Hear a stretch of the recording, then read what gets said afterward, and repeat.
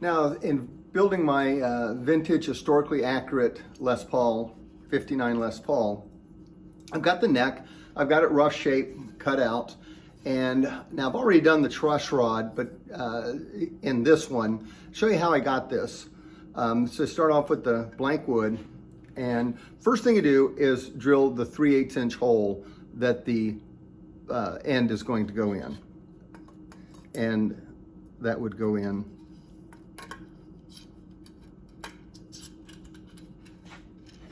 that's this going in the hole. So the first thing to do is measure that out and drill the 3/8 inch hole. The next thing I want to be able to do is get the perfect truss rod adjustment cavity. And that's a little trickier. To do that, I've built a little rig, and the first thing I do is I use my 3/16 end mill, rounded ball end mill, and I cut a 4/10 of an inch slot.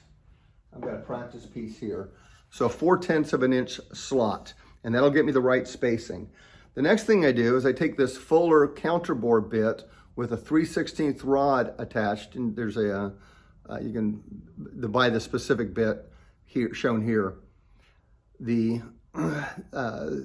got an Allen wrench in here and a 3/16 inch hole. Put the 3/16 inch rod in, and then I'm going to attach it so I can drill this, use this flush cut end mill or counterbore to cut the slot. So now with the 4/10 of an inch slot cut, and I've put a mark at about a 1/2 inch from the nut end, because that's how deep I want to cut the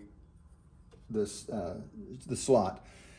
So I place the counterbore into a channel. I've cut a little piece of 3/16 maple to clamp on top of here and hold the guide rod in place.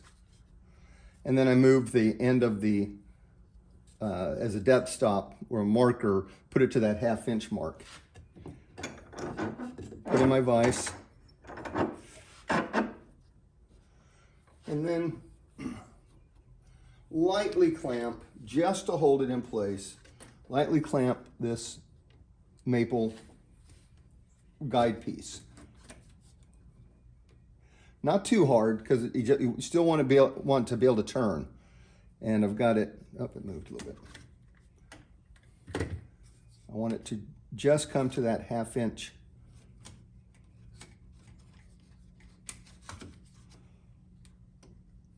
So when I hit maple, and that maple piece isn't critical. And when I hit maple, I know that I've gone far enough. Again, just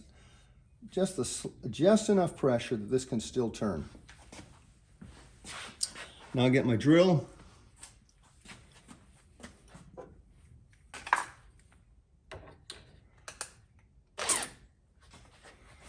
And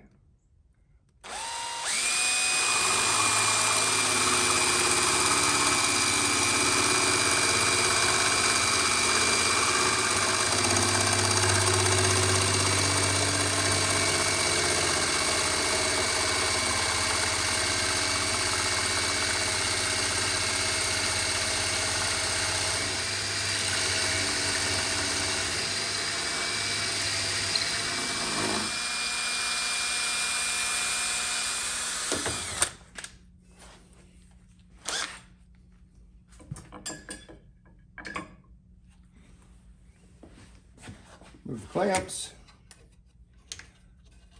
move the rod. You can see I have a perfectly cut truss rod cavity. Now the next step would be to go in and cut the remainder of the cavity channel. And that is done, it goes down to 0.5 inches at this end and 0.6 inches. Let me bring that back in. Goes to 0.5 inches deep at this end and 0.6 at this, because you want it slightly angled. And this was before they put the curve into the truss rods. And the way I do this is I take a piece of pick guard material, which is basically exactly 1/10 of an inch. Tape it here, tape it at the end, and then I run this through the router set at 0.6 inches.